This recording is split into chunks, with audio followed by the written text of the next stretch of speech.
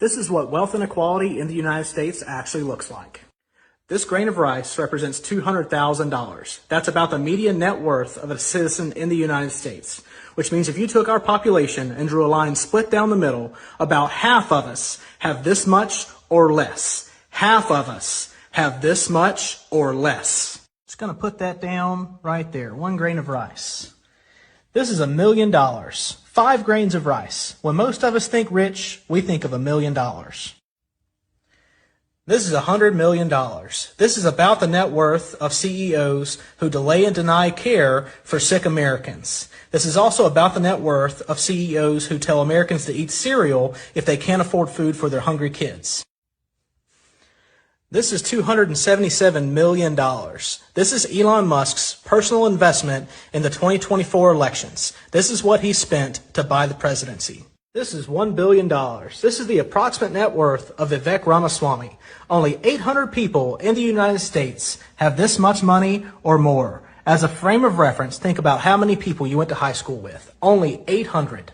And this is $6.3 billion. This is the approximate net worth of Donald Trump. He recently said in an interview that he doesn't think he can bring grocery prices down after running his campaign on a promise to do so. He also blames immigrants who have less than a fraction of a grain of rice each for a lot of the financial troubles facing our country. And this is Elon Musk. He's worth $400 billion. He spent $277 million on the 2024 election cycle, while we have homeless veterans on our streets and hungry kids in our schools. This is what actual wealth disparity looks like in America. Each grain of rice is worth $200,000. And Elon Musk also wants to fire 75% of our federal workforce, which includes a majority of veterans. He wants to fire 75% of these people who have a single grain of rice trying to earn a living and feed their families because he says that that's inefficient. Musk, Ramaswamy, and certain members of Congress also want to consider cutting social welfare programs to support people with less than a single grain of rice from going into poverty. They want to look at cutting these programs because they believe that that's inefficient.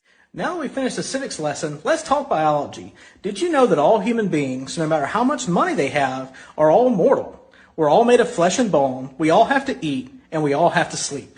Each of us has only one life, and I encourage you to do something notable with yours.